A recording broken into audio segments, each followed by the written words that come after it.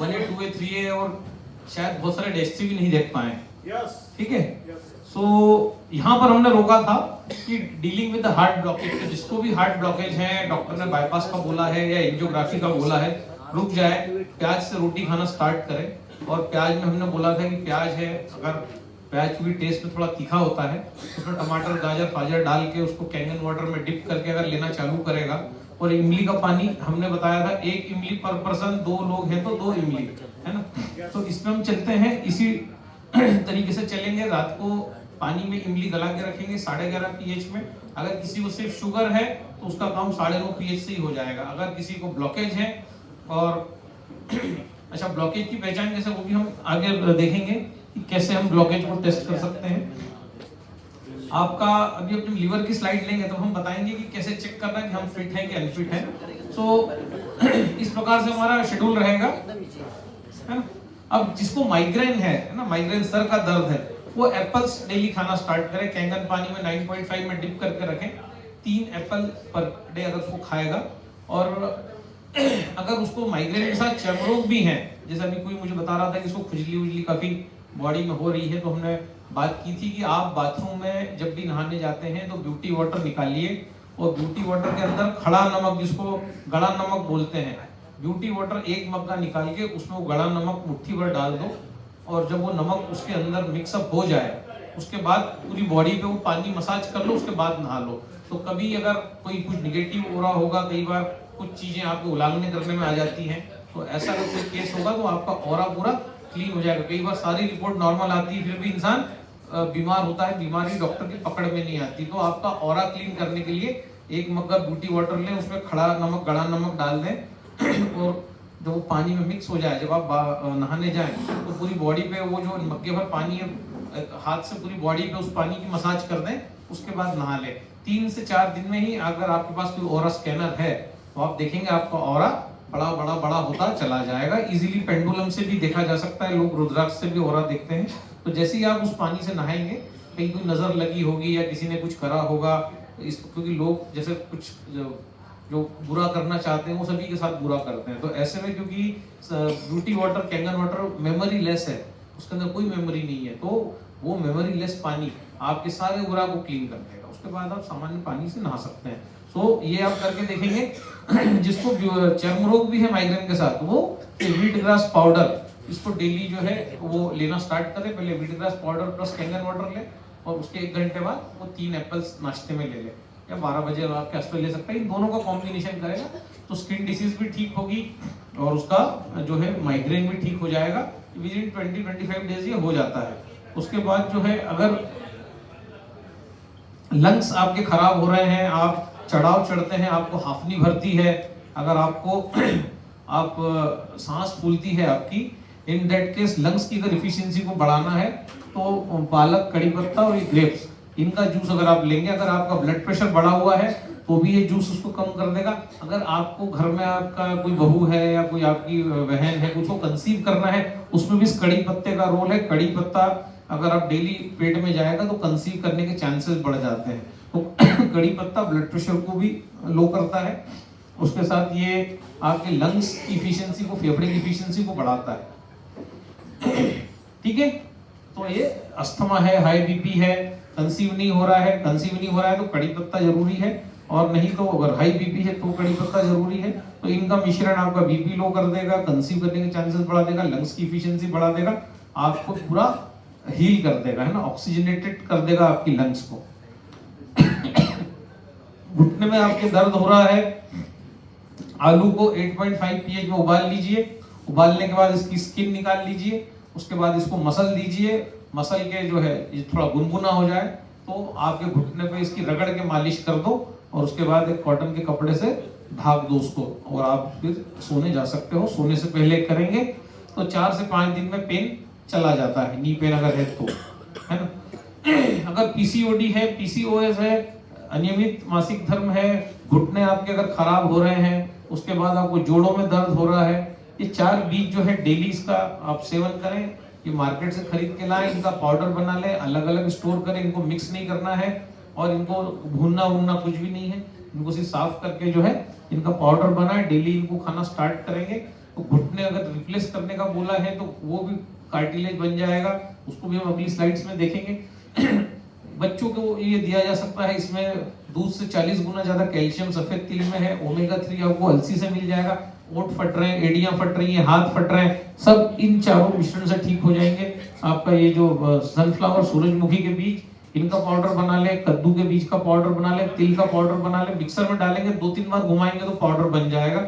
और इसको 5 दिन का ही बनाना है, ताजा ताजा पीसो और खाओ, ऐसा 1-1 महीने का बना के नहीं रखना है, तो ये तेल छोड़ेगा, है ना। सो इतना ही पीसना ही 5 दिन में खत्म हो जाए। ला भले आप ज्यादा सकते हो, लेकिन पूरा जितना भी लाए हो, आप समझो 1 किलो लाए हो तो 1 किलो नहीं पीसना है, सिर्फ 5-6 दिन चल जाए उतना ही पीसना है। बच्चों को देंगे, बच्चों की हाइट बढ़ जाएगी, बुजुर्गों को देंगे, उनके घुटने ठीक हो जाएंगे, है ना, एड़ियां फट रही हैं वो ठीक हो जाएंगी, नेत्रों की ज्योति बढ़ जाएगी, बच्चों की हाइट बढ़ जाएगी। और जिन महिलाओं को गर्भाधान करना है उनको ये जो है पूरी, उनको सिस्ट विस्ट कुछ बन रहा है, गठाने बन रही हैं, तो उनको ये चारों इसका ठीक कर देगा, कमर दर्द से मुक्ति दिला देगा, बोन्स को मजबूत कर देगा, कभी स्पॉन्डिलाइटिस नहीं होगा, साइटिका नहीं होगा। ये सारी चीजों पूरी बॉडी को ओवरऑल करके रख देगा, ये पूरी हड्डियों को ओवरऑल कर देगा। इसको एक बार आप खा लें, और जो है यंग लोग जो है 2 बार खा सकते हैं, तो 50 के ऊपर के हैं वो 1 बार खा लेंगे, बहुत है उनके लिए। दोपहर में खाया जा सकता है इसको, और जो जवान है, यंग लोग हैं, वो इसको सुबह शाम भोजन में भी ले सकते हैं, एक बार 12 बजे, एक बार इवनिंग में। तो इस प्रकार से इसका खाना खाने के बाद, हाँ उसके साथ ही ले लो। इसको गुड़ डाल के भी लिया जा सकता है, जैसे पानी लिया, पानी बॉईल किया, उसमें 2 डल्ले गुड़ के डाल दिए और गुड़ का पानी बन गया, और वो पानी इस 4 चम्मच, 1-1 चम्मच निकाला चारों में से, और उसमें वो गुड़ का पानी डाल दिया, ऐसा भी इसको खाया जा सकता है। जिनको शुगर है वो इसको दाल में डाल के खा सकते हैं, जो है उस प्रकार से भी इसको खाया जा सकता है। तो किसी भी तरीके से पेट के अंदर चला जाएगा। जिसको ऐसे ही फक्की मार सकते हैं, ऐसे भी गुड़ खाने से डायबिटीज कोई बढ़ता नहीं है, तो डायबिटिक लोग भी गुड़ मिक्स करके इसको 1 डल्ला मिक्स करके खा सकते हैं। तो इसका ऐसा पेस्ट बना के इसको लिया जा सकता है। कुछ लोग इसको दाल में डाल देते हैं, सो कुछ लोग इसको ऐसी फक्की मार लेते हैं और उसके साथ रोटी वोटी खा लेते हैं। किसी भी प्रकार से इसको खाया जा सकता है। इसको ग्रीन जूस, रेड जूस जो मैं बताता हूँ उसमें मिलाया जा सकता है। जैसे आप रेड जूस ले रही हैं तो गाजर ले लिया, अनार ले लिया, आपका एप्पल ले लिया, अदरक ले लिया, उसको 9.5 में डिप करके रखा, उसके बाद उसको जो है आपने उसका जूस बना लिया, उसमें इस पाउडर को डाला जा सकता है और इसका जूस बना के उस जूस में भी, किसी भी जूस में इसको किया जा सकता है। अभी मैंगो आने वाला है, पालक और मैंगो का जूस काफी अच्छा लगता है। मुट्ठी भर पालक लिया, 2 मैंगो लिए, जूस बना लिया, है ना, उसके बाद उसमें पाउडर डाल दिए, उसमें लिया जा सकता है। एनी टाइप से पेट में चले जाना चाहिए। तो ये आपको किसी भी प्रकार की, आपके बोन को ठीक कर देगा, आपका चलना फिरना सुधर जाएगा। अगर आप ऐसे ऐसे लचक लचक के चलते हैं वो सब ठीक हो जाएगा। ये विदिन मंथ्स हो जाता है। तो अगर किसी भी डॉक्टर ने बोला है दुनिया के कि आपका घुटना ठीक नहीं हो सकता, ये खा लेना, 3 महीने के अंदर आप रस्सी कूदने लगोगे।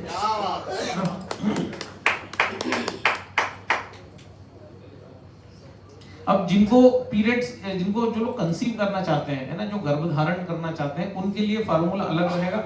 वो जो है जैसे पीरियड स्टार्ट होता है, ये 2 बीज पहले लेंगे और 15 दिन के बाद ये व्हाइट बीज उसके अगले 15 दिन लेंगे। तो इससे उनका एग जो है वो हेल्दी बनेगा। और जो है वो जो पहला फार्मूला था वो अलग था, उसमें भी 4 बीज थे, इसमें भी सेम 4 बीज हैं। लेकिन जिनका एग जो है वो बन नहीं रहा है, जिनको एंडोमेट्रियम का जो प्रॉब्लम बता रहे थे, है ना, कभी जो है हमें एग को ठीक करना है, हील करना है, मजबूत करना है, तो इस प्रकार से इसको इस टेक्निक से लेना पड़ेगा।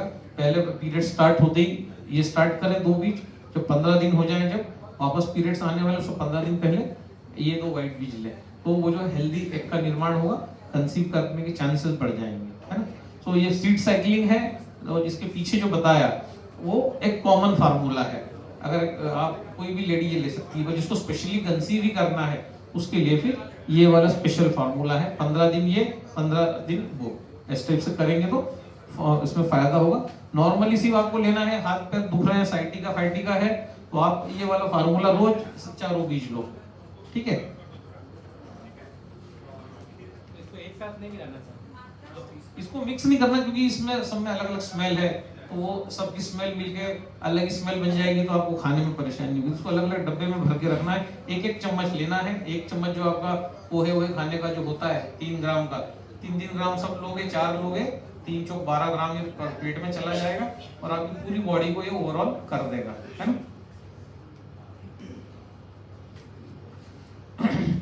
ऑक्सीडेटिव स्ट्रेस के लिए मैंने स्लाइड बनाया था कि जो पत्ते होते हैं उनको भी ऑक्सीडेटिव स्ट्रेस होता है। इसका रिलेशन कैंगन वाटर से कि लोग बोलते हैं क्यों लें, तो ऑक्सीडेटिव स्ट्रेस हमें नहीं होता, पत्तों में भी होता है। और पत्तों में जब होता है, किन पत्तों में होता है, जो पत्ते तनाव में कौन से झाड़ आते हैं, जो मैरिज गार्डन के झाड़ होते हैं, जहां पर बार बार दूल्हे की बारात निकलती है और रात भर लोग पी के ढकचिक नाचते रहते हैं, तो वो जो झाड़ होते हैं वो डिस्को म्यूजिक से टेंशन में आते हैं। तो जितने भी मैरिज गार्डन होते हैं अधिकतर उन झाड़ों की पत्तियां पीली पड़ जाती है। तो ऑक्सीडेटिव स्ट्रेस इंसानों को नहीं होता, झाड़ों में भी होता है ना। ये पत्तियां ऐसी येलो हो जाती है, तो पत्तियां भी तनाव में आती हैं।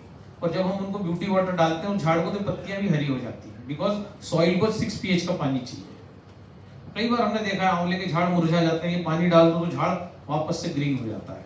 इतनी ताकत है ब्यूटी वाटर के अंदर, क्योंकि सॉइल का पीएच और ब्यूटी वाटर का पीएच एग्जैक्ट सेम है। सॉइल को चाहिए 6 pH, बरसात के पानी का पीएच 6 होता है, तो सॉइल को जो पीएच लगता है वो पीएच कैंगन वाटर मशीन देती है।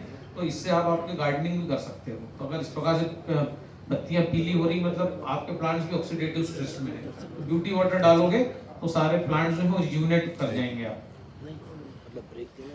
है ना। ये पिरामिड का एग्जांपल दिया है। पिरामिड्स जो थे भारत में जो है, अभी आप कभी मिस्र के पिरामिड्स डालोगे तो ये जो पिरामिड का जो आकार होता है, इस आकार में अगर किसी भी इंसान को डाल दिया जाए या कोई डेड बॉडी डाल दी जाए तो सड़ती नहीं है। इसके लिए दीवारों की भी जरूरत नहीं है। साइंटिस्ट ने देखा कि इस स्ट्रक्चर में ऐसा कुछ जादू है कि अगर इस स्ट्रक्चर के अंदर आप एप्पल भी रख दोगे तो सिकुड़ जाएगा और बांस नहीं आएगी। अगर इसमें कोई कुत्ता बिल्ली इस पिरामिड में चला जाए और मर जाए तो सिकुड़ जाएगा, उसकी बॉडी में बांस नहीं आएगी। जबकि यहाँ अगर कोई मर जाए 2 दिन उसकी बॉडी बांस मारने लगेगी। लेकिन पिरामिड के अंदर ऐसा क्या होता है जो दुर्गंध ही नहीं आती। हजारों साल राजाओं ने अपनी डेड बॉडीज को उसमें रखा, आज भी मिस्र के पिरामिड्स में हजारों डेड बॉडीज हैं। तो इस प्रकार का आकार जब हम पैदा करते हैं, ये जो स्ट्रक्चर ज्योमेट्रिकल आकार है, इसका वैल्यू है, ना कि उस दीवार का वैल्यू है, ना कि उस ईंट का वैल्यू है, उस डिजाइन का वैल्यू है। तो ये डिजाइन भारत को पता था, तो ये भारत ने जो पतंजलि ने सिद्धासन इजाद किया कि अगर इस प्रकार से अगर आप बैठते हैं इस मुद्रा में, तो ये मुद्रा एग्जैक्टली उस पिरामिड की तरह हो जाती है और इससे आपकी बॉडी का ऑक्सीडेशन रुक जाता है। जैसे मैंने अभी बताया था कि ओंकार के उच्चारण से ऑक्सीडेशन रुकता है। जितनी धीरे धीरे आप सांस छोड़ते हैं उतना बॉडी अल्कलाइन होती है। उसी प्रकार से अगर इस पोजीशन में आप बैठते हैं पिरामिडल स्ट्रक्चर में, तो स्ट्रक्चर की वैल्यू है, न कि आसन की वैल्यू है। इसमें अगर आप आधा घंटा 1 घंटा बैठने की कोशिश करते हैं तो आपकी बॉडी जो होती है ऑक्सीडेशन को रोक देती है, और ऑक्सीडेशन को रोकता है कैंगन पानी भी रोकता है। तो ये भारत की सब टेक्निक्स थी कि ऑक्सीडेशन को किसी न किसी तरीके से रोका जाए। तो ऑक्सीडेशन को रोकने का एक तरीका क्या है कि हम इस तरीके से बैठे, जो हम बैठते नहीं है। दूसरा तरीका है कि हम कैंगन वाटर कंज्यूम करें जिसमें ऑक्सीजन है ही नहीं, जो हाइड्रोजन रिच वाटर है, एंटीऑक्सीडेंट से भरपूर वाटर है ना। कैंगन वाटर में ऑक्सीजन बिल्कुल नहीं है ना, ना के बराबर है। So it is hydrogen rich, concentration of hydrogen gas तो उसमें ज्यादा है। तो ये जो स्ट्रक्चर है ये ऑक्सीडेशन को रोक रहा है। कैंगन वाटर ऑक्सीडेशन को रोक नहीं रहा है, खटाई ऑक्सीडेशन को रोकती है। इसीलिए ऑक्सीडेशन को रोकना मतलब ऑक्सीजन को रोकना। इसलिए जब आपके घुटनों में दर्द होता है, डॉक्टर बोलता है खटाई से दूर रहना, क्योंकि अगर आपने खटाई खाई तो वो ऑक्सीडेशन को रोकेगी, तो ऑक्सीजन को रोकेगी, बॉडी डिहाइड्रेट होगी, बॉडी में सूजन आ जाएगी। इसलिए जब आपके हाथ पैर दर्द करते हैं तो आपको खटाई खाने से रोका जाता है। क्योंकि भाई एक तो खटाई खाने की टेक्निक है जो हम बताते हैं कि सुबह आपने खाली पेट इमली का पानी ले लिया है ना, वो एक टेक्निक है। या फिर आपने कुछ फल फ्रूट सब्जियां खाई जिसका ग्लाइसेमिक इंडेक्स लो है और इमली का पानी ले लिया, तो वो इमली खटाई डाइजेस्ट होगी। ऐसे चाहे जब खटाई खाओगे, चाहे जब चीज में खाओगे, आप खटाई अगर चावल में डाल के खा लोगे तो डाइजेस्ट नहीं होगी। चावल का ग्लाइसेमिक इंडेक्स 300 है, तो चावल में अगर हम कोई खटाई डालेंगे तो डाइजेस्ट नहीं होगी। तो लो ग्लाइसेमिक इंडेक्स के फूड प्लस जो है आपका कॉम्प्लेक्स प्रोटीन मतलब दालें जो है प्लस खटाई मतलब नींबू is equal to miracles. Miracle कब होगा खटाई के साथ? जब आप उसको लो ग्लाइसेमिक इंडेक्स के साथ खाएंगे। मतलब आप जो है कम से कम जो है ये जो हाई कार्ब्स जो है, हाई कार्ब मतलब क्या, गेहूं है, चावल है, सब हाई कार्ब्स है, तो इनके साथ खटाई खाएंगे तो डाइजेस्ट नहीं होगी। उसके लिए चाहिए जो लो ग्लाइसेमिक इंडेक्स की चीजें, ज्वार बाजरा मक्का है ना, ज्वार बाजरा मक्का मिलेट्स। इसके बाद अगर आप दाल लेते हैं तो गर्म दाल में खटाई डाली जा सकती है। तो लो ग्लाइसेमिक इंडेक्स की का भोजन ज्वार बाजरा मक्का प्लस आपकी दाल, दाल के अंदर आप नींबू डालेंगे तो वो नींबू जो है वो खटाई बॉडी एब्जॉर्ब कर पाएगी। सो जो है अगर आप ऐसे खटाई खाएंगे तो आपके हाथ पैर में दर्द होने लगेगा, क्योंकि ऑक्सीडेशन को खटाई रोकती है तो ऑक्सीजन को ही रोक देती है। जबकि कैंगन वाटर लेने से ऑक्सीडेशन भी रुकता है और उल्टा ऑक्सीजन बढ़ भी जाता है, डबल काम हो रहा है। जो ऑक्सीडेशन जो हुआ है, ऑक्सीडेशन को कैंगन नहीं रोकता। कैंगन वाटर जो है फ्री रेडिकल जो निर्मित हुए हैं उन फ्री रेडिकल्स को जो है बाथरूम में कन्वर्ट करके निकालता है। ऑक्सीजन के साथ कोई छेड़छाड़ नहीं करता, उल्टा ऑक्सीजन को बढ़ाता ही है। और वो ऑक्सीजन आपके को जो चाहिए वो चाहिए। पर ऑक्सीजन से जो क्षतिपूर्ति हो रही है भाई, जो हर वो व्यक्ति जो तनाव में है उसकी बॉडी में बैड हार्मोन्स का सीक्रेशन होता है जिसको कॉर्टिसोल कहते हैं। कोई सर्जन है अगर किसी की बॉडी को काट रहा है, 4 ऑपरेशन कर रहा है, तो जब तक वो पेशेंट डिस्चार्ज नहीं होगा वो सर्जन तनाव में ही रहेगा। कोई अधिकारी है, कोई मंत्री आया है, जब तक वो मंत्री जाएगा नहीं वो अधिकारी तनाव में ही रहेगा। तो ब्यूरोक्रेट्स तनाव में रहते हैं, डॉक्टर्स तनाव में रहते हैं। समाज में रहने वाला हर आदमी जो होता है ऑक्सीडेटिव स्ट्रेस से गुजरता है और ऑक्सीडेटिव स्ट्रेस के कारण कॉर्टिसोल हार्मोन का निर्माण होता है। कॉर्टिसोल हार्मोन के कारण जो है फ्री रेडिकल्स डेवलप होते हैं जिसको आरओएस रिएक्टिव ऑक्सीजन स्पीशीज बोलते हैं। ये आपके सेल में से इलेक्ट्रॉन को चुराते हैं और इलेक्ट्रॉन को चुराने के कारण आपके सेल कमजोर होते जाते हैं, फिर आपको बहुत सारे गंभीर रोग होते हैं। तो कैंगन वाटर क्या करता है कि इन आरओएस के कारण, एक तो कैंगन वाटर इलेक्ट्रॉन डोनर है, तो जहां जहां से इलेक्ट्रॉन चुराए गए हैं वहां वहां इलेक्ट्रॉन का सप्लाई कर देता है, जिससे वो सेल जो है हेल्दी होते हैं, उनका ऑर्बिट जो है पूरा होता है। और उसके बाद ये जो ऑक्सीडेशन के कारण जो OH फ्री रेडिकल का जो निर्माण हुआ है उनको बाथरूम में कन्वर्ट करके निकाल देता है। ये इसका काम है, ना कि ऑक्सीजन को रोकना। इसलिए कैंगन वाटर जो है हम बोलचाल की भाषा में बोलते हैं हाइड्रोजन रिच ऑक्सीजनेटेड वाटर, क्योंकि हाइड्रोजन रिच वाटर हमने पिया और आपकी पूरी बॉडी ऑक्सीजनेट हो गई, इसलिए हम कहते हैं कि hydrogen rich oxygenated water. Oxygen Kangen water में नीचे से निकलती है, राइट? करेक्ट है? अब इन स्लाइड्स को तो कोई वो नहीं है। सनातन में हमने अभी कल आपको हालांकि डेमो दिखाएंगे, हम लाल पीला नीला की बात करते हैं। बाकी हमारा जो धर्म है, जो सनातन धर्म है, उसमें ऋषि मुनि जो थे ये सब साइंटिस्ट ही थे। इन्होंने बोला कि नहीं भाई हर चीज का अलग कलर है। अगर जबान का कलर आपका काला हो रहा है मतलब आप जो है आपकी डेथ होने वाली है। आपकी अगर बाथरूम आपकी आंखें पीली हो रही है मतलब आपका लीवर खराब है ना? तो ऐसी ऐसी चीजें सब बताई गई कि भाई जिस चीज का, जिस ऑर्गन का जो कलर है वही होना चाहिए। हाथों की हथेलियों का कलर गुलाबी ही होना चाहिए। अगर गुलाबी नहीं है या पीली हो रही है मतलब आप एनीमी के, आप में खून की कमी है। तो ये क्या था कलर? ये पीएच ही था, पर इसको पीएच नहीं बोले। उन्होंने बोला इसका जो है रंग चिकित्सा, कलर साइंस। इसमें उन्होंने बताया कि जिस चीज का जो कलर है वही होना चाहिए। अगर बालों का कलर आपका बुढ़ापे में सफेद हो रहा है तो ठीक है, अगर जवानी में सफेद हो रहा है तो ऑक्सीडेशन हो रहा है आपका। वही किसी भी चीज का डिकलराइज हो जाना मतलब ऑक्सीडाइज होना, ठीक है? तो बालों का रंग काला, नसों का रंग नीला। नसों का रंग नीला ही होना चाहिए। नसों का रंग अगर नीला नहीं है तो नसें मिलेंगी ही नहीं। कई बार हमने देखा जब लोगों की नसें नहीं मिलती, उनको सिर्फ 1 लीटर कैंगन पानी पिला दो तो उनके हाथों की सारी नसें दिखने लग जाती है ना?